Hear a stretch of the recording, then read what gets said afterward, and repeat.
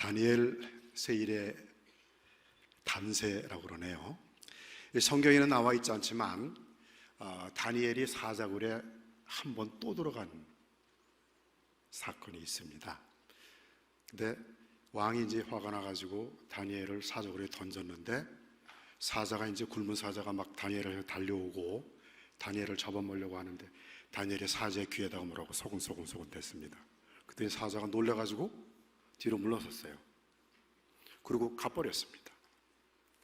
그래서 왕이 야, 저 이상하다. 그래서 일주일 굶은 사자를 들여보내라. 그랬더니 똑같은 사건이 벌어졌습니다.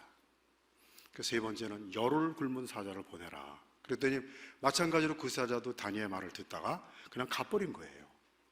그래서 야, 신기하다. 그래서 왕이 다니엘을 불렀습니다. 내가 너를 이제 살려줄 테니까 네가 사자한테 무슨 비법의 말을 했길래 사자가 너를 안 잡아보고 도망가느냐. 그랬더니 다니엘이 이렇게 대답하는 거였습니다. 저는 사자에게 이렇게 말을 했습니다. 나는 항상 기도도 잘하고 정결한 음식만 먹기 때문에 나를 네가 잡아먹으면은 너 굉장히 건강해질 거다. 그 뭐 당뇨도 없고 고지혈도 안 걸리고 다 건강해진. 그 대신 오륜교회 가서 내 대신 네가 간증을 해야 돼.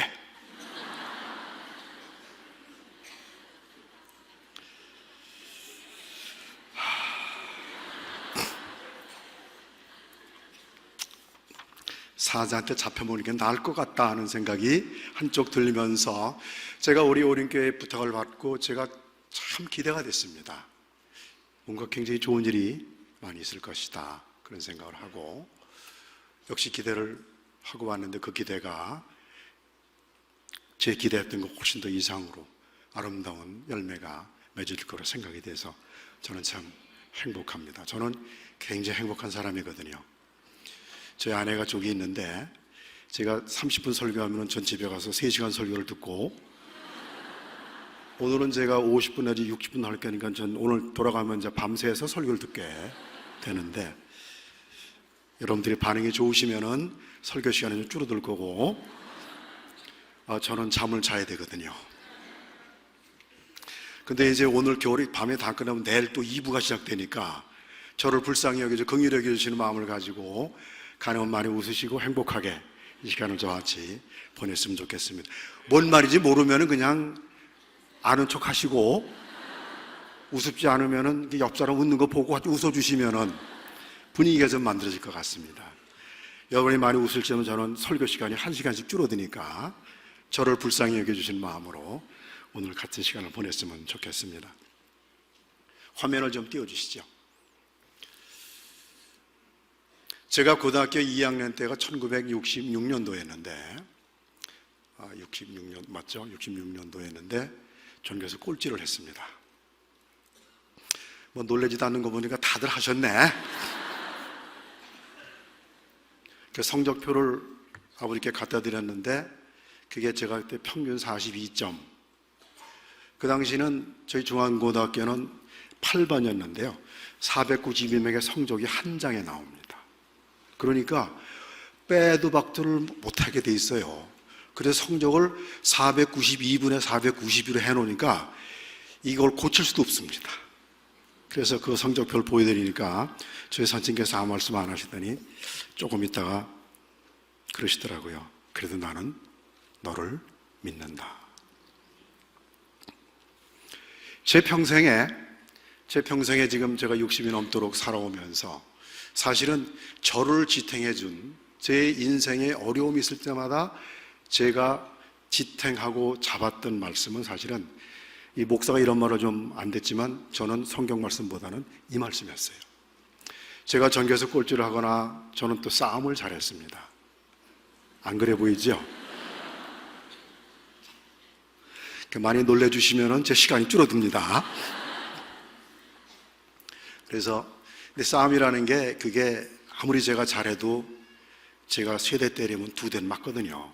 그러니까 늘 입안이 터지고 이래 집에 들어가도 저희 선친은 야단을 안 하셨어요. 야단을 안 하시고 제가 유일하게 선친에게 야단 맞은 것은 거짓말을 했을 때 그때는 제가 야단을 크게 맞았고 그래서 저는 사실은 그 부모님한테 매를 맞아서 상처를 받았다는 사람 얘기 들으면 저는 잘 이해가 안 돼요. 왜냐하면 저는 맞을 짓을 해서 맞았거든요. 그렇기 때문에 제가 억울하게 맞았다는 생각을 해본 적이 없습니다. 그러니까 늘 맞을 때 맞았고, 그런데 그럼에도 불구하고 제가 어느 정도 인격체로 성장을 했을 때 저희 선생님께서는 저를 일체예단하는 끝까지 저를 믿어주셨습니다. 그래서 제가 비록 재수를 했지만, 사실 재수할 때도 저 사람한테 미안한 얘기지만 제가 고등학교 3학년 때 여자친구가 있었어요. 저 사람은 아닙니다. 목사가 거짓말할 수는 없고. 그래서 저희 담임 선생님, 너는 그 여자친구 때문에 떨어졌다 라는 말을 할 정도로 그렇게 진하게 새기지는 않았어요. 그래서 재수를 해서 원하는 대학을 들어갔을 때 저희 산친이 하신 말씀이 딱 그 한마디였어요. 내가 너를 참 잘 믿었지. 그래서 저는 이 믿음이라는 단어를 참 좋아합니다. 믿음이라는 단어를 좋아하고, 믿지 않는 사람 보면 저는 이상해요. 아니, 저 사람은 왜 믿질 않을까? 믿으면 손해를 볼 때가 많습니다. 저도 워낙 사람을 잘 믿어가지고 막 몇 억씩 빚을 갚아준 적도 있어요. 근데 사실은 몇 억 얼마 안 되잖아요. 그거 갚아줄 땐 힘들지만 지금 생각해 보니까 그래도 돈을 잃는 게 낫죠. 사람과 사람 사이 관계를 잃는 것보다는 돈을 잃는 게 낫습니다. 그렇다고 해서 제가 여러분들 찾아다니면서 난 빚 보증하는 얘기는 아니고요. 빚 보증은 하나님 말씀대로 안 하는 것이 좋습니다. 그냥 누가 돈 꿔달라 그러면 그냥 꿔주지 마시고 그냥 있는 대로 좀 주시고 끝내세요. 그게 낫습니다. 그럼 저처럼 몇 억씩 안 갚아도 됩니다. 그래서 저는 이 믿음이라는 단어를 참 좋아하는데, 사실은 저희 선친이 저를 믿어주시고, 다음 페이지 넘겨주시죠. 하나님이 우리를 더 믿어주시거든요. 예수님께서 이제 십자가에 못 박혀 죽으셨다 부활하셔서 40일 만에 승천을 하셨습니다. 그랬더니 이제 가브리엘 천사가 예수님을 영접하러 나왔습니다. 그래서 예수님과 대화를 나누는 거예요. 예수님 너무 애쓰시고 고생 많으셨습니다. 그랬더니 이게 경상도 말로 욕 보셨습니다 이런 겁니다. 그랬더니 예수님이 그래 힘들었다 대답을 하셨어요. 가브리엘이 다시 물어봤습니다. 그러면 혹시 세상 사람들은 왜 예수님이 인간으로 태어나셔서 십자가에서 돌아가시고 부활하셔서 죽음을 이기셨는지 그 의미를 세상 사람이 압니까? 그랬더니 예수님 대답이 아직 잘 몰라. 가브리엘이 놀라가지고 그럼 어떻게 하시려고 뭐가 어떻게 하시길래 그렇게 그냥 오셨습니까? 그랬더니 예수님이 하신 말씀이 베드로, 야고보, 요한 해서 그 11명한테 내가 부탁하고 왔어. 그래서 그들이 이제 주변에 있는 사람들의 내 얘기를 전할 거면은 그 얘기를 들은 사람들이 또 가서 다른 사람의 그 얘기를 전하고, 그러다 보면은 마침내 온 세상에 내 얘기가 다 전해질 거고, 그러면은 내가 그때 다시 가서 나 믿는 사람과 하늘나라로 오면 돼. 이거 가브리엘의 얼굴 표정이 아주 험악해졌습니다. 예수님, 인간이 얼마나 약하고 악한 존재인지 모르세요? 베드로한테 당하시고 유다한테 당하고도 그렇게도 아직도 그렇게 사람을 믿으세요? 혹시 다른 계획은 없으세요? 그러니까 예수님은 하나님의 아들이시니까 혹시 플랜 B, 컨틴전시 플랜을 세우는 게 없으십니까? 라고 물어봤더니 예수님은 한마디로 대답하셨습니다. 다른 계획은 없다. 나는 그들을 믿는다. 예수님의 그 믿음 때문에, 예수님이 그 연약하고 볼품없는 우리 인간을 믿어주셨기 때문에 지금 우리가 예수님의 이야기를 듣고 예수님을 믿고 이 자리에 와 계신 겁니다. 잊지 마세요. 우리가 하나님을 믿는 것보다 하나님 우리를 더 믿어주십니다. 그렇기 때문에 오늘 우리가 읽은 말씀처럼 우리가 가지고 있는 것은 간단한 거예요. 겨자씨만한 믿음만 있으면 되는 거예요. 그럼 산은 하나님이 옮겨주시는 거예요. 그거 우리가 억지로 산을 우리가 어떻게 옮기겠어요? 그런데 우리에게 필요한 것은 산을 옮기는 능력이 아니고 힘이 아니고 겨자씨만한 믿음만 있으면은 하나님께서 그 믿음을 보시고 산을 들어서 옮겨주신다는 거죠. 저는 이 생각을 할 때마다 너무 행복한 거예요. 아, 하나님이 나를 더 믿어주고 계시구나. 이 거짓말쟁이, 쓰러지기 쉽고 걸핏하면은 그 거짓말하고 속이고 이러는 저에게 그 사명을 맡겨주셨거든요. 전해라, 전해라. 나의 얘기를 좀 전해다오 라고 말씀을 해주십니다. 다음 페이지. 저거는 이 간증이 저는 솔직하기 때문에 자랑을 좀 해야 됩니다. 저게 2002년도인가 제가 이코노미스트 자매진 CFO 아시아라는 잡지에 제가 표지 모델로 나왔습니다. 왜 나왔겠습니까? 1번 잘생겨서, 2번 회사 운영을 잘해서, 3번 모르겠다, 4번 답 없다.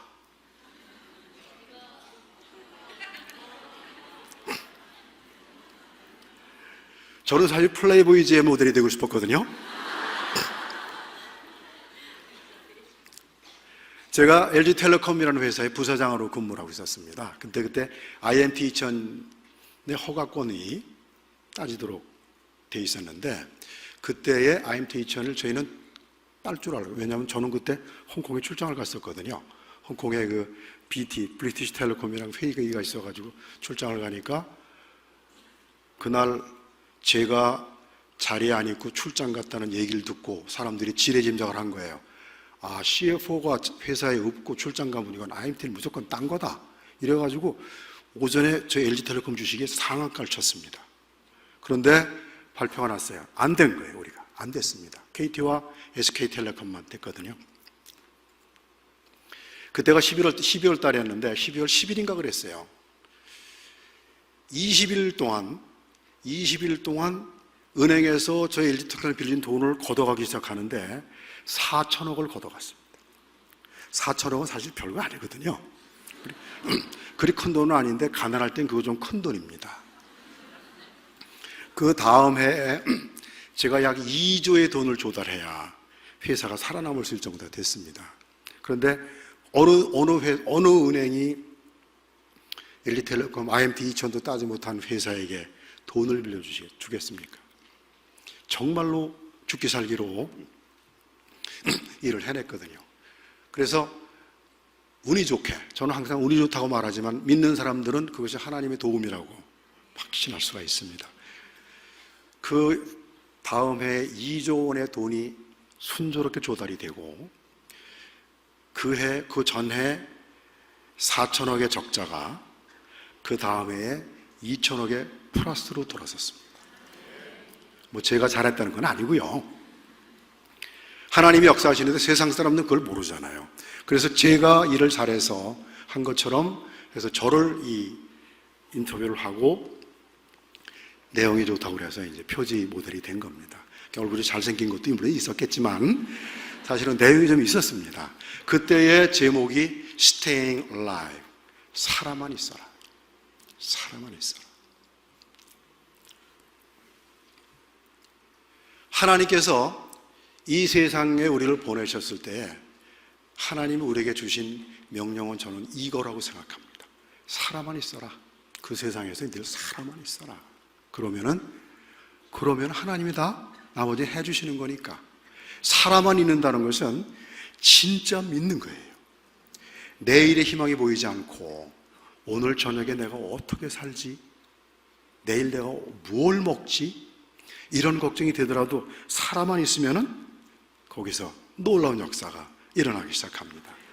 아까 장애인을 보셨지만 저는 뭐 늘 장애인과 함께 생활을 하기 때문에 이렇게 점잖게 넥타이 매고 설교해 본 적이 참 오래됩니다. 저는 청바지에 티셔츠를 입는데 설교를 제대로 못해요.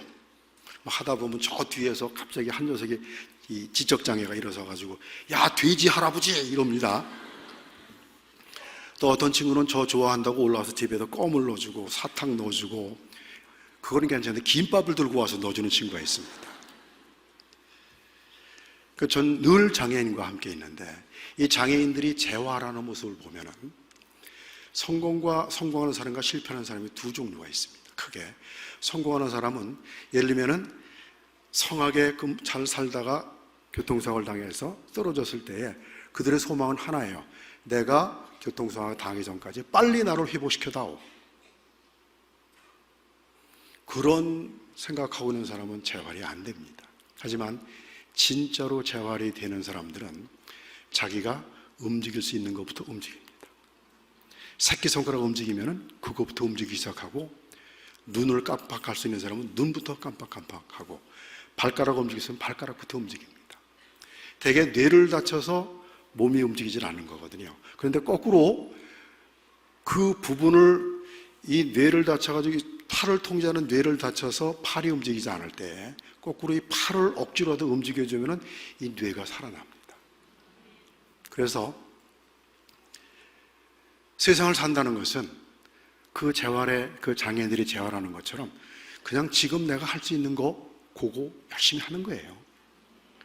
그러다 보면은 손가락이 움직이면은 두 손가락이 움직이고, 팔이 움직이고, 어깨가 움직이고, 몸이 움직이고, 일어서게 되고, 그렇게 되는 거죠. 제가 아는 어떤 장애인은 지금 등산을 합니다. 아무것도 전신마비로 쓰러졌다가 발가락부터 움직이기 시작해가지고 지금 등산을 할 정도로 회복이 됐어요. 물론 아직도 다리를 좀 절룩대고 완전히 회복은 안 됐지만 그 자매는 재활에 성공한 거죠. 삶에 성공한다는 것도 마찬가지입니다. 지금 내가 할 수 있는 것, 그것이 가장 볼품없고 내가 이걸 오늘 해서 내일에 무슨 도움이 되겠는가, 너무 미약하고 너무 작아서 전혀 내 삶에 도움이 안 된다 할지라도 그것이 지금 내가 할 수 있는 것이라면 그것 최선을 다해서 하는 것이 우리에게 삶을 사는 방식이고, 그것이 하나님 우리에게 주신 이 삶의 축복이라고 저는 생각을 합니다. 지금 하실 수 있는 것부터 하시면 됩니다. 다음 넘겨주시죠. 제가 예수를 믿는 것이 저희 집사람한테 잡혀서 교회를 나가기 시작했는데, 그전에는 제가 예수를 안 믿었습니다. 왜냐하면 아시다시피 저처럼 잘생겼는 데다가 몸매도 S라인이고 학력도 괜찮잖아요. 아돌프 폰 하르낙이라는 사람이, 저는 지금 보니까 그 사람이 자유주의 신학자였는데, 그 사람이 쓴 기독교란 무엇인가 라는 책을 읽으면서 그 사람의 기독교의 본질은 겸손이다 라고 말을 했을 때 저는 이 사람 웃기는 사람이다, 겸손이 무슨 기독교의 본질이냐 라고 생각을 했는데, 제가 진정으로 하나님을 만나고 하나님과 함께 생활을 하면서 겸손이라 함은 하나님보다 앞서 나가지 않는 것이다 라는 것을 깨닫게 됐습니다. 제가 잘 나가는 직장을 그만두고 미랄 선교단을 맡게 됐을 때에 저희 아내한테 저는 늘 지금도 미안하지만 참 미안했습니다. 제가 몇 억대 연봉을 갖다 주다가 지금은 그 연봉이 10분의 1도 안 되는 사립을 갖다 주고 있거든요. 남편은 늘 미안한데 어느 날 갑자기 저희 아내가 여보 송이버섯이 먹고 싶어 이러는데 조금 갑갑하더라고요. 옛날 같으면 그게 문제가 되질 않는데 지금은 좀 어려운 상태거든요. 근데 그때 추석 때였어요. 추석 때가 됐는데 저희 마침 월악산에 펜션을 하는 친구가 있어가지고 그 친구 집에 우리 어머니는, 형님과 어머니는 캐나다 가셔가지고 그때 이제 차례를 안 지내도 되기 때문에 이제 우리 펜션을 가자라고 해서 저희 아내랑 같이 펜션을 가는데, 가서 보니까 친구가 송이를 옆에 싸놓고 기다리고 있어요. 송이버섯을 싸놓고 잡숴보신 분. 이게 많으니까요, 껍질은 벗겨서 버리고, 껍질이 제일 맛있다 껍질 다 버리고 그냥 안에 이만큼 나가서 찍어 먹다가 구워 먹다가 나중엔 송이가 질리더라고요. 죄송합니다. 너무 건방지게 듣죠. 전 사실을 그냥 전하는 것 뿐입니다. 그 다음날 아침에 송이가 또 나온 거 있죠. 그 전날 그 펜션에서 일하던 그 도우미 아줌마가 고향에 내려갔다가 밤중에 왔어요. 왔는데 그 고향에서 또 송이를 한 보따리 싸가지고 온 거예요.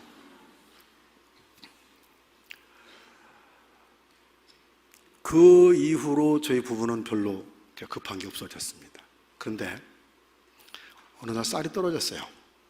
쌀이 떨어져서 둘이 고민을 했습니다. 왜냐하면 하나님을 아시니까. 그래도 쌀이 떨어지니까 마음이 급하고, 왜냐하면 내일 아침에 금식을 해야 되잖아요.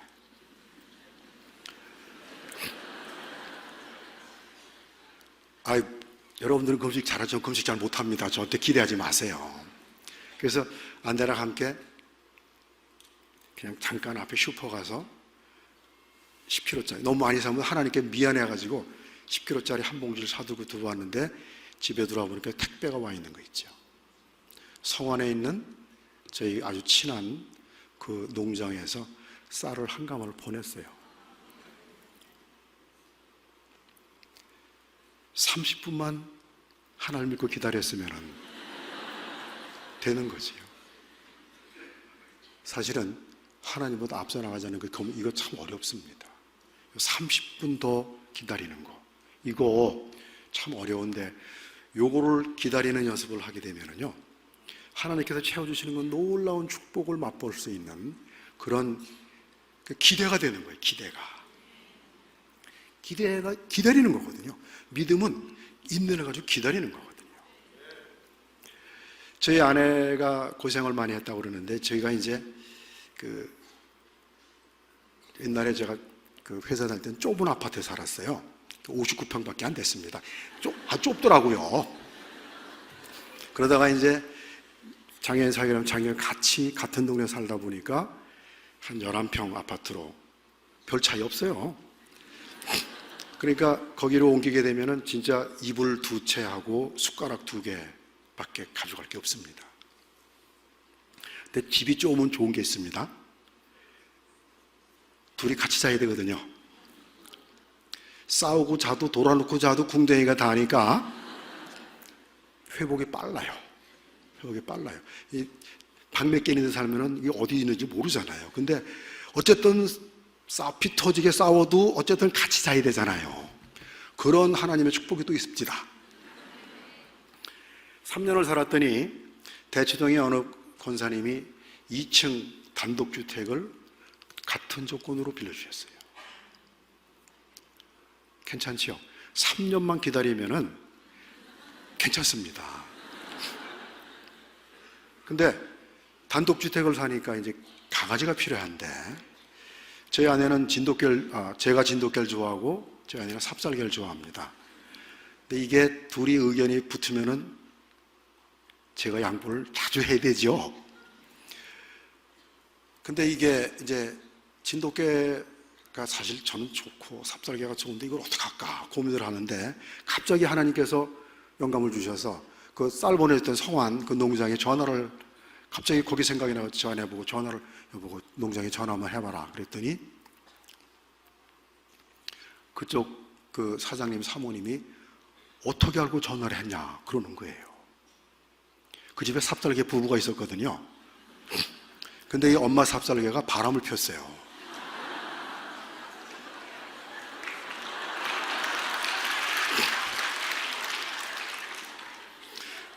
목사님 소망이 있습니다. 벌써 다 아시네. 이야기의 흐름을. 진돗개한테 바람을 펴가지고 아기를 낳고 2달이 지났어요. 그러니까 아무 때나 와서 가져가면 되는 거야.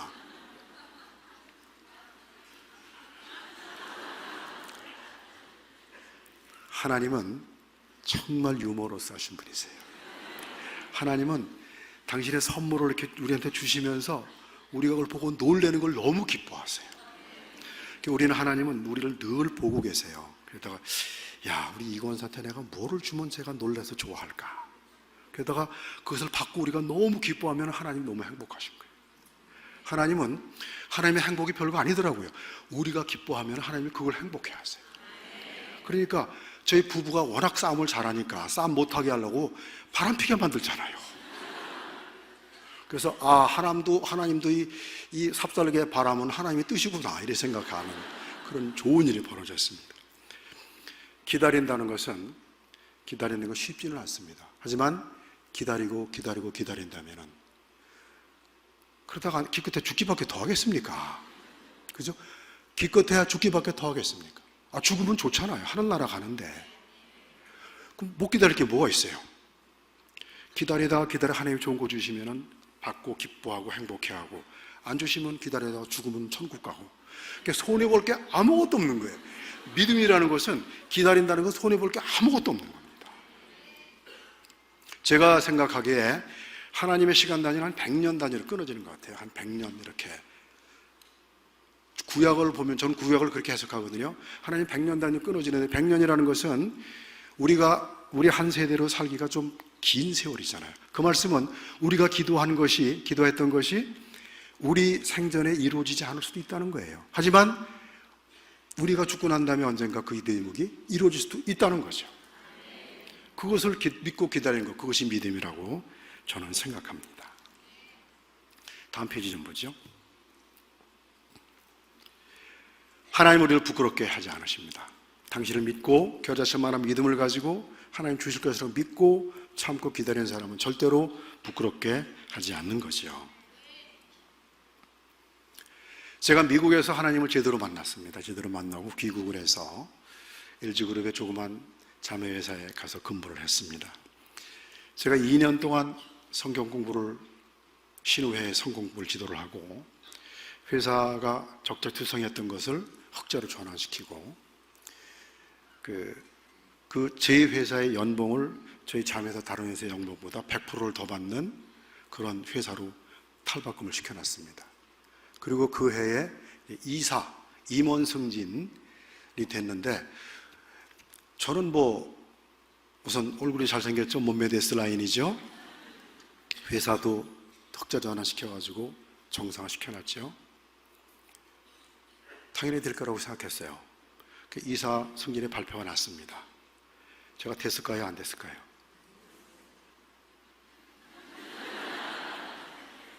남이 안 되는 게 그렇게 좋으세요? 어쨌든 안 됐습니다. 그런데 더 배가 아픈 것은, 제가 부장 때 과장을 데려다가 제자리에 앉혀놓고, 제 대학교 후배를 앉혀놓고 저는 미국 갔다가 돌아왔거든요. 근데 이놈이 임원이 된 거예요. 이거 정말 속상합니다. 이거 제 말 우리 남자 성도님도 무슨 말인지 아시죠? 이거 정말 속상합니다. 정말 속상합니다. 제가 임원이 안 된 것보다도, 아니 어떻게 내가 부장 때 과장을 데려다 내 자리에 앉혀놓은 그놈이 됐냐, 이런 얘기지. 그래서 저 하나님께 따졌습니다. 근데 하나님은요, 곤란하시면 대답 안 하신다.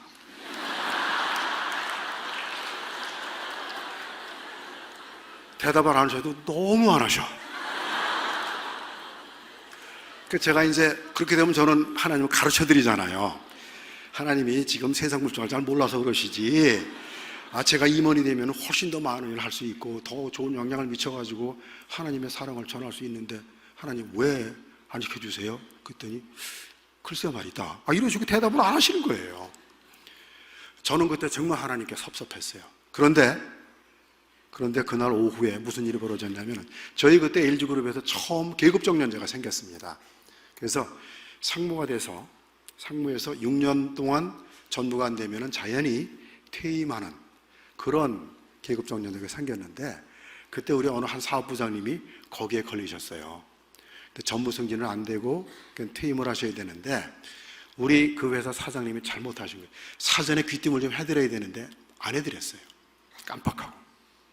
이분은 자기가 전무는 안 됐지만 그래도 회사 계속 근무할 거로 생각하고 경기도 전라남도 광주로 출장을 갔는데, 그때 전화를 받았어요.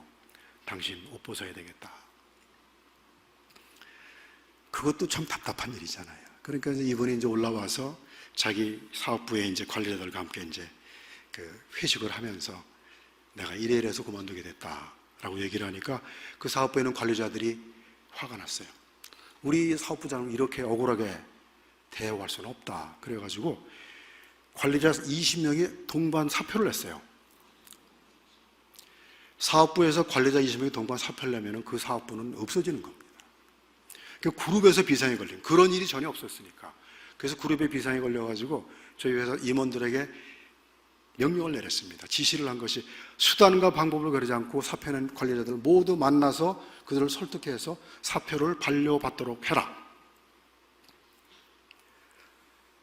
관리자들께 우리 회사의 부장들과 임원들 모두 다 매일 그들을 만나서 저녁 먹고 2차, 3차 가면서 그들을 술 얘기가 먼저 나왔습니까? 제가 목사 된 지 3년밖에 안 됐거든요.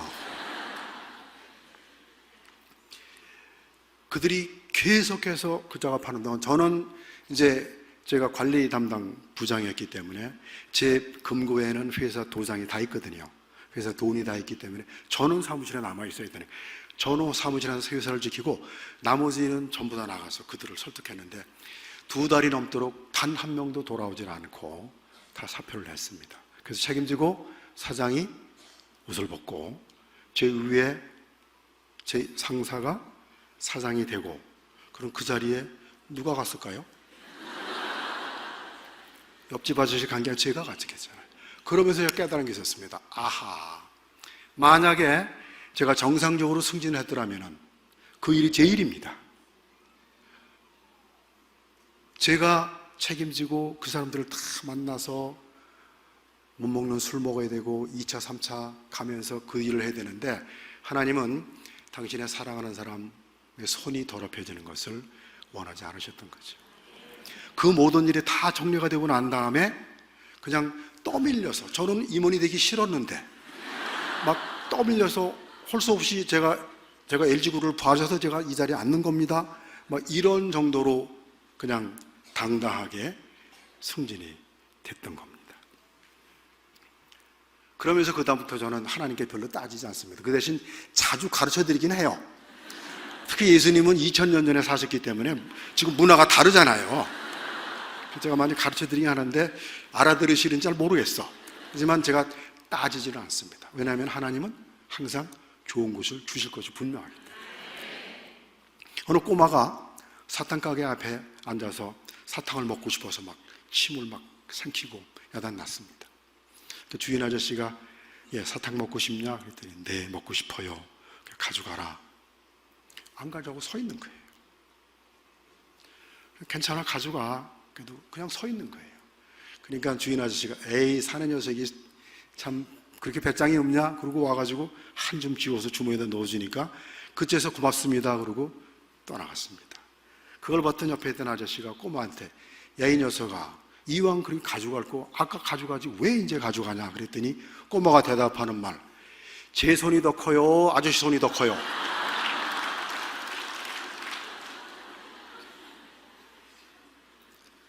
우리가 억지로 일을 해서 이뤄서 성공하는 것이 크겠어요? 하나님이 성공시키는 중에 크겠어요? 어느 게 크겠어요? 하나님이 집어주실 때까지 기다리는 것이 더 크죠? 30분만 기다리면 30분만 더. 그럼 하나님이 집어주시는 거예요. 하나님은 절대로 우리를 부끄럽게 해주지 않으십니다. 우리를 늘 당당하게 당신의 자녀로서 최고의 대우를 받고 최고의 그런 자리에 늘 우리의 적 앞에서 우리 머리에 기름을 부으시는 하나님을 믿고 의지하시는 여러분 되시기 바랍니다. 다음, 이 사진을 보이면 저 집사람한테 야단 맞을까 봐서 제가 얼른 바꿔놓고 보여주질 않았습니다. 정직은 집중을 가져온다. 우리 청년들, 우리 학생들, 특히 이 말씀은 이구절은 좀 잘 들어줬으면 좋겠어요. 우리 뇌는 이 두개골 안에 갇혀 있어가지고 세상 물정을 잘 모릅니다. 잘 모르기 때문에 항상 외부에서 들어오는 정보를 가지고 자기가 이해해서 판단합니다. 그래서 늘 결국 어떠한 정보를 우리가 많이 보고 듣느냐가 우리 뇌의 판단에 큰 영향을 주는 거예요. 그러니까 좋지 않은 것을 많이 보고 좋지 않은 소리를 많이 들으면 우리 뇌도 어떤 상황이 있든지 좋은 결론을 내야 될 때도 좋지 않은 정보만 가지고 판단해서 결정을 내릴 때가 많이 있습니다. 그럼 우리는 굉장히 당황스러워지겠죠. 뇌가 그렇습니다. 그런데 이 뇌는 우리가 생각하는 것과 우리가 행동이나 말하는 것과 서로 차이가 발생하게 되면 우리 뇌는 헷갈립니다. 아니, 이 사람이 지금 뭘 하자는 거야? 생각은 난 동쪽으로 가야 되겠다 그러고 행동은 서쪽으로 간다 이러면은 뇌는 판단을 못합니다. 그러면은 수동 모드로 돌아가게 돼 있어요. 수동 모드로 돌아가는 가장 좋은 방법이 뭔지 아십니까? TV 보고 앉아 있으면 됩니다. TV를 보고 앉아 있으면 우리 뇌는 아무 생각도 안 합니다. 왜냐하면은 워낙 많은 정보가 들어오기 때문에 그 정보를 다 받아들이질 못해요. 그 TV의 내용이 좋다 나쁘다가 아니고 TV에서 주는 정보가 워낙 많기 때문에 우리 뇌가 다 받아들이지 못해가지고 그냥 멈춰버립니다. 활동을 멈춰버리기 때문에 진짜 아무 생각 안 하고 쉬시고 싶으면 TV 보세요. 근데 너무 오래 보면은 진짜 아무 생각도 못하게 됩니다.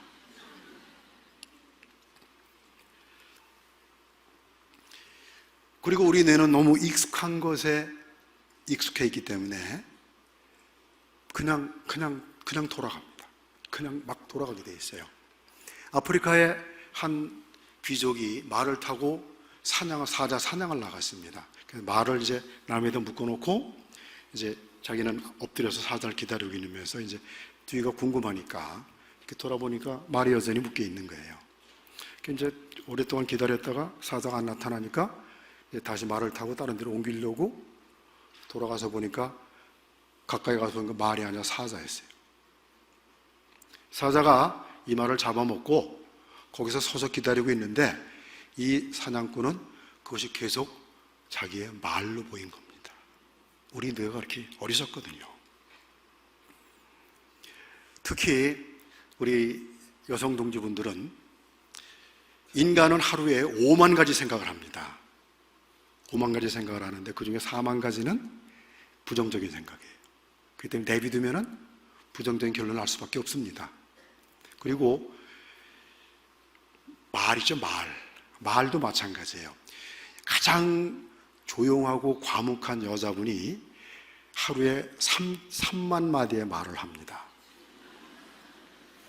가장 토커티, 가장 수다스러운 남자는 15,000마디를 얘기를 합니다.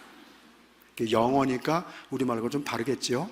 어쨌든 가장 조용한 여성이 하는 말이 가장 시끄러운 남자의 2배, 매일 2배로 말할 수밖에 없습니다. 그래서 왜냐하면 그 이유가 있어요. 여자분은 2귀로 들어가서 한 입으로 나와야 되니까 말이 많죠. 남자는 이쪽 귀로 들고 이쪽 나가거든요. 그러니까 말할 게 없습니다. 말을 굉장히 조심하셔야 되는 게, 생각은 그렇지 않으면서 말을 달리하면은 우리 뇌는 어떻게 된다고요? 섣버립니다. 섣버리는 거예요. 그래서 가능하면은 내 생각과 내가 의도하는 것과 내 행동과 말이 일치해야 돼요. 그때 우리 뇌는 최고의 효과를 나타냅니다. 제가 모두에서 전교에서 꼴찌를 했다고 그랬잖아요. 492 중에 492등을 했는데 고3에 올라가서 공부를 좀 해야 되겠다라고 하는데, 하려고 하면 제 상태가 어떤지를 알아봐야 될 거 아닙니까? 내 실력이 어느 정도인가, 아무리 전교에서 꼴찌지만. 그래서 보니까 영어 사전을 잘 찾을 수가 없어요. 알파벳이 헷갈려가지고. 그리고 수학도 인수분해가 3차가 되면 못 푸는 거예요. 그래서 그때부터 마음 잡고 공부하기 시작했습니다. 저는 하루에 그때가 저희 집이 어려워가지고 낙향에 있기 때문에 저는 과외 공부를 제가 고3 때도 남을 가르쳤거든요. 4시간을 가르쳐야 됩니다.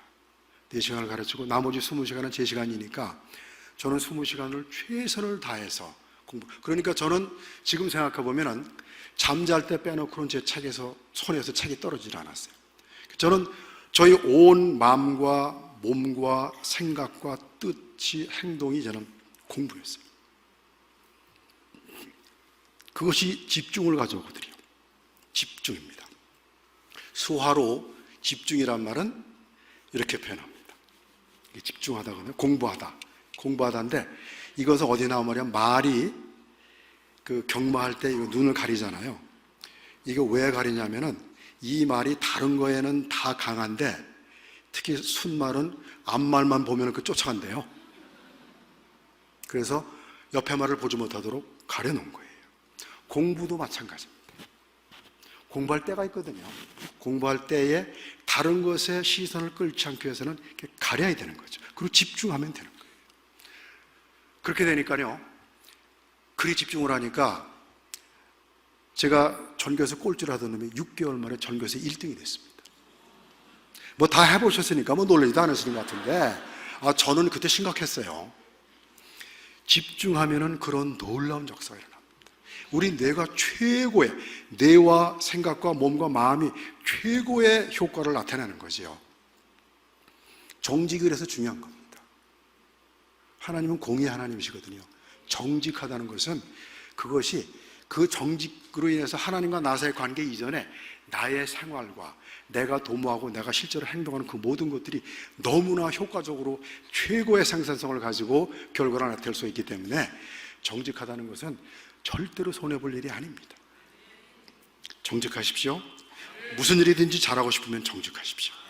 정직은 우리의 뇌와 생각과 뜻과 말과 행동을 일치시켜서 최고 효과를 나타내고 그것이 집중을 하게 만듭니다. 무슨 일을 하시든지, 기도를 하시든지 공부를 하시든지 무슨 일을 하든지 집중을 해서 최고의 온 것을 한 곳으로 함께 모으면 대단한 놀라운 일이 벌어진다는 것을 잊지 마십시오. 저는 경험을 했습니다. 다음 보여주시죠. 세상에는 되는 일보다 안 되는 일이 더 많다. 저는 동물의 왕국을 많이 봅니다. 거기서 배울 게 참 많아요. 그러면서 저는 느끼는 게 있습니다. 내가 참 동물적이다. 그런 생각을 많이 합니다. 저는 생각을 깊이 못하고요.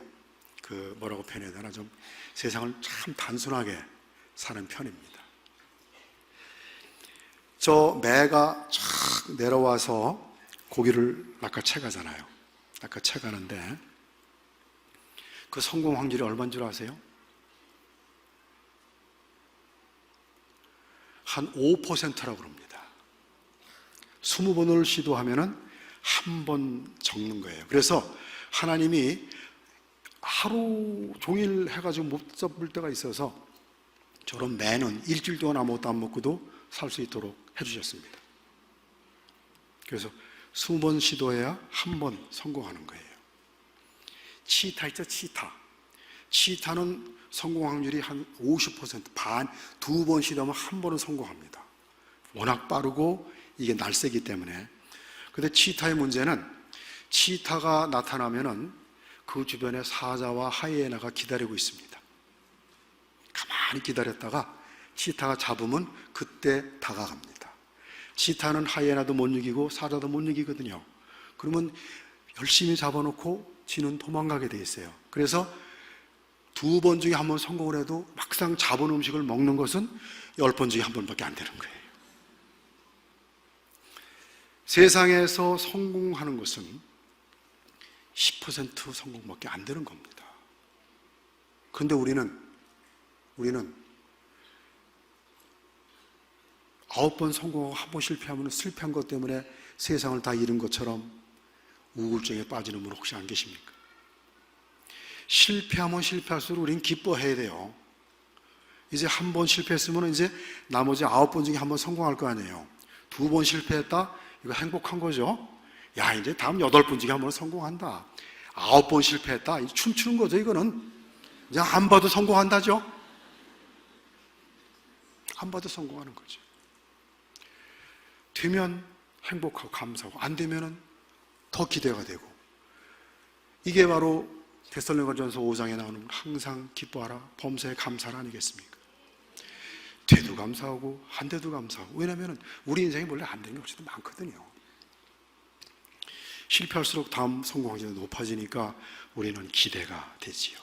안 되면은 너무 행복한 거야. 야, 이제 다음에 언제 될까? 절대로 포기하지 마십시오. 아까 제가 앞에 하나님은 포기 안 하시는데 우리가 포기하고 있잖아요. 절대로 포기하지 마십시오. 안 되다가 가다가다 안 되면 뭐 죽기밖에 더 하겠습니까? 죽으면 천국 가지요? 그 억지로 안 되는 거예요. 근데 일이 안 돼가지고 죽어서 천국 가면 너무 행복하지요.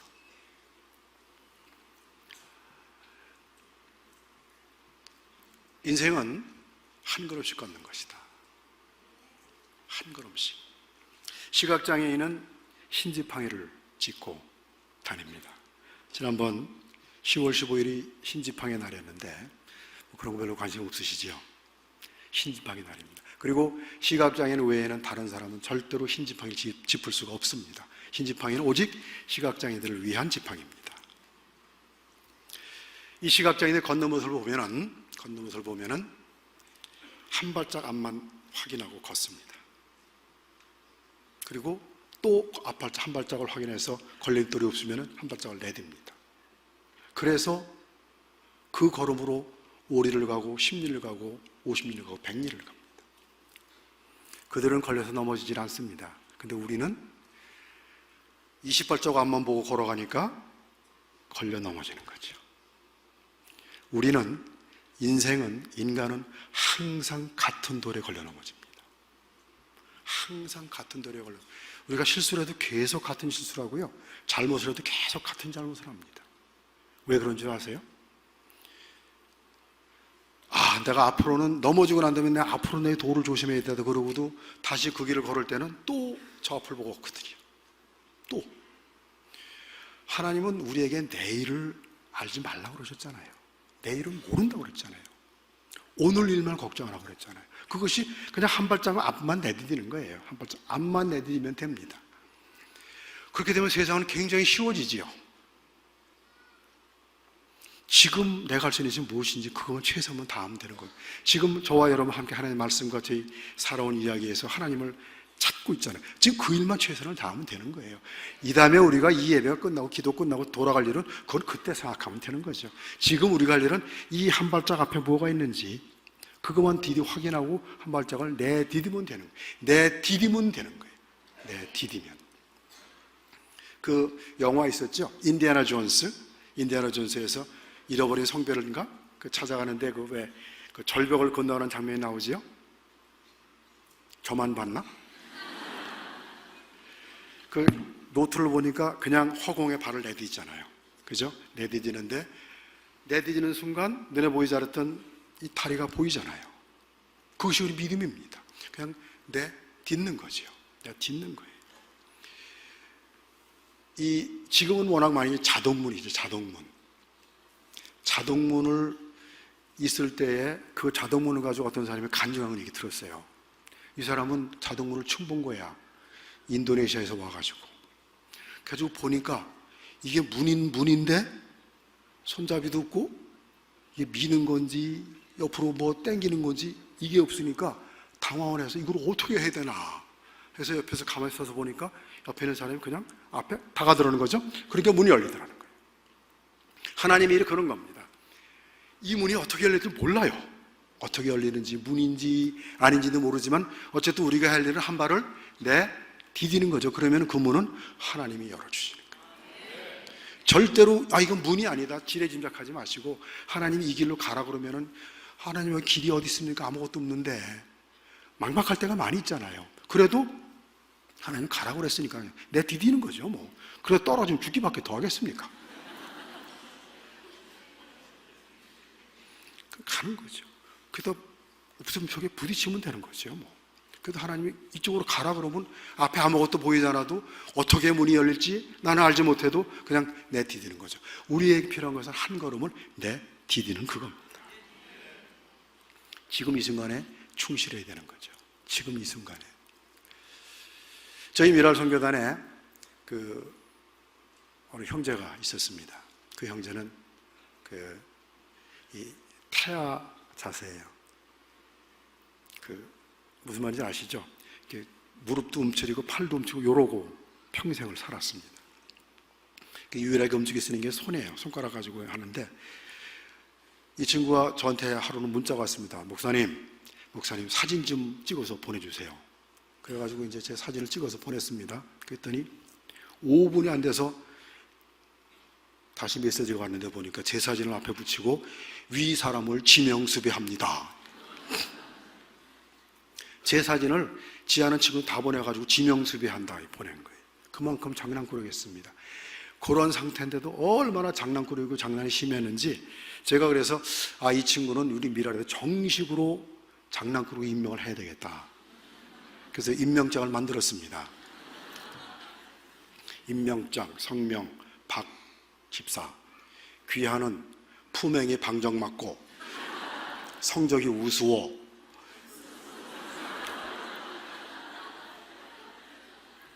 우리 미랄 선교단의 최고의 장난꾸로 임명합니다. 그리고 진짜 제대로 만들었습니다. 미랄 선교단 이사장 이동원 목사, 단장 이민호 목사, 네모난 직인 찍어가지고 임명장을 만들었어요. 파란 카바 씌워가지고. 저희는 그런 일 많이 합니다. 근데 저희는 항상 화요일마다 예배를 드리는데 화요일에 친구가 안 나온 거예요. 그래서 물어보니까 몸이 아파서 못 왔대요. 그리고 몇 번을 안 나와서 몸이 많이 아프구나 생각했는데 전화가 왔습니다. 목사님, 저 토요일 날인데 입원해요. 그래서 그래, 알았다. 그러는데 다음 주에 너 내가 임명장 맞는 거 알지? 그때 네, 알고 있어요. 빨리 받고 싶어요. 그러더라고요. 그래서 그럼 내가 다음 주에 월요일 날이나 화요일 날 내가 신방 가서 그때 전해줄게. 그러고 약속을 했습니다. 그 다음 날 그 형제가 소천을 했습니다.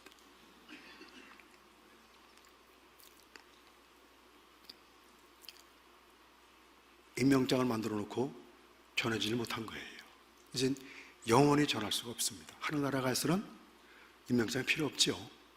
그래서 그 임명장이 제 책상에 놓여 있습니다. 제가 게으르고 힘들어서 야, 오늘은 이제 그만하고 들어가자. 이 일 내일 하지 뭐. 이런 생각이 들 때마다 태진이가 저한테 말하는 거예요. 목사님, 저 임명장 언제 주시려고? 목사님, 저 임명장 언제 주시려고? 제가 게을러서 제가 오늘 해야 할 일을 안 했기 때문에 그 태진이가 임명장을 못 받고 하늘나라에 간 겁니다. 그 얼마나 기다렸는지 몰라요. 자기를 장난꾸러 임명했다는 그 임명장. 그런데 우리가 게을르기 때문에 우리가 지금 해야 할 일을 내일로 미루고 지금 한 발자국 더 디뎌야 되는데 그걸 디디지 않아서 그것으로 인해서 우리보다도 우리 주위에 무언가 우리 때문에 어떤 좋은 영향을 받아야 할 수 있는 영향을 받지 못해서 그들에게 나쁜 일이 일어났을 때 우리는 어떻게 하나님께 그 일을 변명하셔야 되겠습니까? 어떻게 그 일을 하나님과 함께 회개를 하셔야 되겠습니까? 지금 하십시오. 지금 하는 것이 매우 중요합니다. 저는 지금은 이제 장애인 사역에 집중하느라고 그 호스피스 사역을 제가 못합니다만 한 호스피스 사역께서 한 어느 수년님이 하신 말씀을 제가 들은 적이 있습니다. 호스피스라는 것은 이제 생명 보조기구 다 떼고 인간답게 품위 있게 죽는 것이 호스피스잖아요. 그들은 죽음이 너무나 당연한 사실이고 언제 오느냐 시간의 문제일 뿐입니다. 그랬을 때 호스피스에서 죽기 전에 그 사람들이 하고 싶었던 것이 뭔지 아세요? 옛날에 해보지 못했던 것, 내가 호주를 못 가봤는데 호주 여행을 가고 싶다, 이런 것이 아니고요. 내가 짜장면을 못 먹었는데 짜장면을 먹고 싶다, 이게 아니고 사랑하는 사람에게 사랑했다는 말 하지 못했던 것, 용서해야 할 사람부터 용서하지 못했던 것, 그것을 평생 가슴에 안고 그것 때문에 죽지 못하고 안타까워하는 사람들이 많았다는 거예요. 죽음 직전에 우리가 앞서게 되면은 우리를 가장 힘들게 하는 것은 내가 성공하지 못한 거, 돈을 많이 벌지 못한 거, 아파트에 평수 늘리지 못한 거, 이게 아니고 사랑하는 사람에게 사랑했다는 말하지 못했던 것, 용서해야 할 사람을 용서하지 못했던 것, 그것이 우리를 아프게 한다는 거예요. 지금 용서하십시오. 지금 사랑하시고, 여러분 마음속에 여러분을 힘들게 했고 어렵게 했던 사람이 있으면 지금 용서하십시오. 지금 사랑하시고, 지금 믿어주시고, 지금 하셔야 됩니다. 내일은 우리에게 없을 수가 있습니다.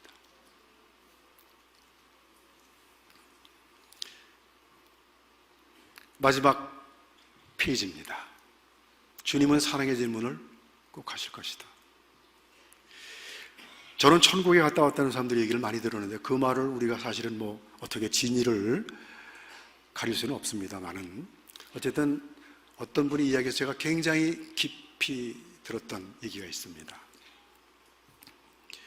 하나님 앞에 섰을 때 이제 하나님과 이런 얘기를 하는데 이제 그분은 자기가 창인들의 잘못한 죄가 많으니까 하나님 그 죄에 대한 얘기를 하시려고 하셔야 될 것 같은데 그거에 대해서 얘기는 전혀 안 하시더라는 거예요. 그래서 물어봤답니다. 주님 잠깐만, 제가 잘못한 거, 제가 이런 죄진 거 주님 다 아시잖아요. 근데 그 얘기를 안 하세요. 그랬더니 그래? 그건 난 다 용서해서 난 기억이 없는데? 이러시더라는 거죠. 제가 책을 썼습니다. 책을 썼는데 이 간증집이라는 것은 사실은 좋은 쪽만 많이 쓰게 돼 있어요. 그 인간이기 때문에. 그 책을 쓰고 나서 저희 아들한테 서평을 들었습니다. 아빠, 우리 가족이 무슨 성자가 되는 것 같다. 우리 아들은 제가 얼마나 부족한 인간인지 잘 알거든요. 그 말을 듣고 제가 하나님께 무릎 꿇고 기도를, 하나님, 제가 하나님 책을 써서 써긴 썼는데 이거 반만 썼습니다. 진짜 제가 부끄러울 이야기들, 지금도 생각하면 얼굴이 뜨뜻한 옛날에 저희 과거의 잘못들, 그건 하나도 제가 안 썼는데 어떡하지요? 그랬더니 하나님이 저한테 그런 감동을 주시는 거예요. 그건 내가 다 용서했다? 그건 다 용서했다 라고 말씀하시는 거죠. 믿음, 소망, 살아주게 사랑이 제1이라고 하는데 그것은 너무나 당연한 말입니다. 왜냐하면 하나님은 사랑 그 자체시기 때문에. 그래서 하나님은 네 믿음이 왜 이렇게 적었냐, 네 소망이 왜 이렇게 약했냐, 내가 그때 왜 인내하지 못했냐, 이런 말씀 안 하실 거예요. 하지만 사랑에 대해서는 내가 얼마나 사랑했느냐, 내가 얼마나 사랑을 받았느냐 라는 질문은 꼭 하실 것 같아요. 우리는 이 세상을 우리가 산다는 것은 하나님께 가서 그 사랑의 이야기를 이렇게 들려드리는 것 때문에 우리가 그 사랑의 이야기를 쌓으려고 지금 우리가 세상을 살아가는 것이 아닌가 하는 생각을 합니다. 저 밀알에 또 한 집사님이 계신데 그 집사님은 이 오른팔을 못 씁니다. 이게 이제 그 뇌졸중으로 쓰러진 게 아니고 본래 잘못된, 그러니까 비틀어졌어요. 그러니까 성경에 말하는 손이 마른 그런 분입니다. 그리고 이제 이 한쪽 발을 또 못 써요. 쩔뚝대면서 그러니까 왼손을 잘 쓰고 쓸 수 있는 건 왼손밖에 없습니다. 근데 결혼을 했는데 그 결혼한 아내는 지적장애, 정신장애 중복입니다. 지적장애면 괜찮아요. 어린애니까. 근데 정신장애가 있으면은 이게 대책이 별로 없습니다. 이게 언제 어떤 모습으로 어떻게 나타날지 모르니까. 이번 주에는 그 아내 집사님이 막 춤추고 야단났어요. 우리 예배 드릴 때. 저희 예배들이 막 춤추고 야단납니다. 춤췄는데 그 전주에는 저만 보면은 막 제가 이제 그 집사님은 코를 이렇게 서로 만지면 장난을 많이 하거든요. 제 코를 만지고 서로 만지고 막 펄펄 뛰는 거예요. 어떻게 튈지를 몰라. 럭비공 같아. 그런 아내를 데리고 삽니다. 그런데 확실히는 모르지만 그 아내는 아마 자기 생리 뒤처리를 못할 그런 수준입니다. 그러니까 뒤처리까지 다 해주면서 아내를 데리고 사는 거예요. 근데 장모님이 치매 걸리셨습니다. 그랬더니 그 처갓집에서 그 장모님을 이 집사님 댁에 보냈어요. 아파트가 7평인데 그 7평에 지적정신장애 아내와 치매 걸린 장모님을 모시고 이 한 팔 가지고 그 두 분을 다 섬기는 모습이 참 대단했습니다. 그러다가 장모님이 한 3년 만에 돌아가셨어요. 저는 그것을 다 봅니다. 알거든요. 그랬더니 상가에 이 두 부분을 오지 못하게 하는 거예요. 아니 그것이 아니라 아예 상주 명단에 이 딸과 이 사위 이름은 없었습니다.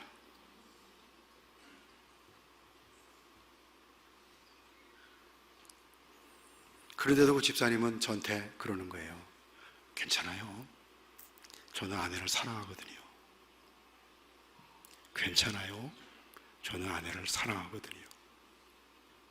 세상 사람들에게 그렇게 억울한 소리 듣고 분한 대접받고 그렇게 사람 대접을 받지 못해도 그 집사님은 아내를 사랑하기 때문에 그 처갓집의 그런 모든 그런 행태가 용서가 되는 거예요. 괜찮아요. 아내가 사랑하니까. 우리가 이 세상을 살아가면서 얼마나 힘들고 우리가 이렇게는 웃고 있지만 우리 마음속에는 펀해도 마르지 않는 그런 상처의 샘물들이 다 있잖아요. 다 있잖아요. 살아오면서 억울하게 당했던 일, 분했던 일, 그거 다 있습니다. 그것이 우리는 다 치유된 것 같고 예수 그리스도를 믿고 그 모든 것이 다 없어진 것 같아도 아니요. 남아있습니다. 왜냐하면 우리 인간이기 때문에 남아있습니다. 그것이 때마다 심하다 때마다 올라와서 우리를 힘들게 하고 어렵게 하고, 그러면은 공연히 아무런 관계가 없는 남편이 믿고 아내가 믿고 자식이 믿고 이렇게 되잖아요. 그럴 때마다 우리는 되뇌어야 합니다. 내가 이렇게 지금 아프고 우울증에 걸려서 힘들고 세상 사람이 날 알아주지 않고 그래도 나는 괜찮아. 왜냐하면 예수님이 나를 사랑하시니까. 나는 괜찮아. 왜냐하면 나는 하나님을 사랑하고 있으니까. 하나님은 내 아픈 걸 아실 거야. 하나님 내 억울한 걸 아시지. 언젠가는 원수의 목전에서 내 머리에 기름을 부어주실 거니까. 그 믿음이죠. 그게 사랑이지요. 결국 믿음과 소망, 사랑은 다 사랑으로 모이는 거예요. 사랑하신다면, 그리고 사랑을 받는다면 그것이 얼마나 우리의 삶을 더 풍성하게 만들고 우리 삶의 의미를, 우리가 왜 살아야 하는지 우리 삶에 우리 살아야 할 목적을 더욱더 심어주지 않겠습니까? 제 얘기를 하고 끝내도록 하겠습니다. 죄송합니다. 저는 제 사역 자체가 늘 장애인과 사역을 하기 때문에 제 얘기는 장애인 이야기밖에 없습니다. 한 자매가, 그 자매는 중복장애입니다. 언어장애가 있어가지고, 지체장애, 언어장애가 있어가지고 말을 못하는데 이제 팔이 비틀리니까 수화도 잘 못해요. 그러니까 이제 손에다 글을 씁니다. 제가 이제 차를 태워가지고 이제 집에 데려다 주는데 이제 말이 하고 싶으니까, 여자는 하루에 몇 마디? 3만 마디를 해야 되는데 못했으니까 저거 말이 하고 싶은 거예요. 그러니까 이제 이 신호등 옆에 서기만 하면은 제 손을 이렇게 톡톡 두들깁니다. 그럼 이제 손을 피면서 쓰는 거예요. 근데 이게 뭔가 물었더니, 목사님 좋아하는 게 뭐예요? 음식이 뭐예요? 그럼 물어보는 거예요. 그래서 난 만두를 좋아한다. 사실은 더 좋은 걸 좋아하는데 그 친구 분명히 제가 좋아한다는 거 사올 거거든요. 그래서 난 만두를 좋아한다. 그리고 이제 집 데려다 주고 잊어버렸습니다. 한 6개월 후에 이제 그 자매의 집을 신방하게 됐는데 굳이 저녁을 먹고 가려는 거예요. 별로 할 일도 없고, 집에 가봐야 지금 나온 김에 얘기가 나온 게, 저는 주후습진이 낫질 않습니다. 저는 고무장갑 알레르기가 있어가지고 고무장갑 못 끼거든요. 그때 한 친구가 그러더라고요. 야, 그거 방법이 있다. 그래서 뭐냐 그랬더니, 네 집사람이 아주 귀하게 여긴 그릇을 몇 개 깨.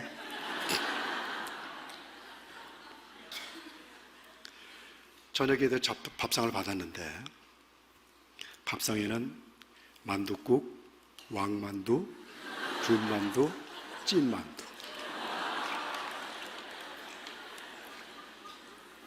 저는 잊었지만 그 자매는 저를 기억하고 제가 가장 좋아한다는 음식 만두로만 저를 이렇게.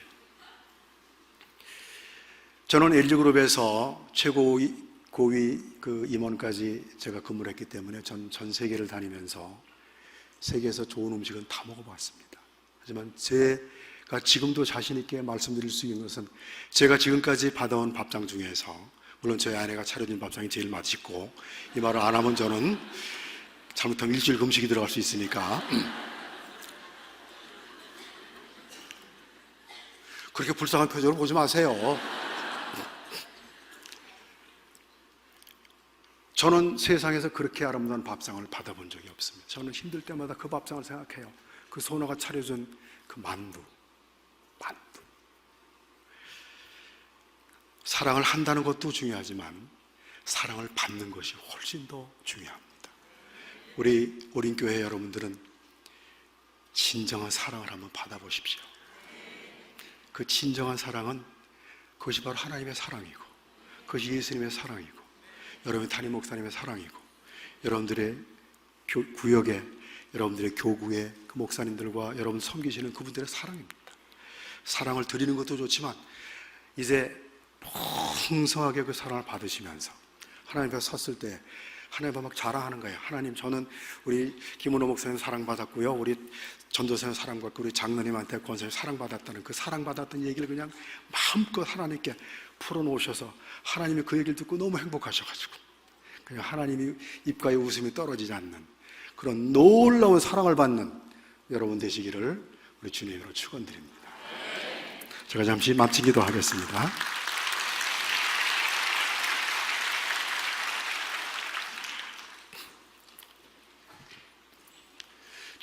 주님께서 우리에게 이 세상을 보내주셨을 때에 우리는 앞으로 어떻게 될지 모르지만 그냥 주님께서 주신 그것으로 최선을 다하고 한 발짝 앞을 내디디며 오늘의 최선을 다하는 우리가 되게 하여 주옵소서.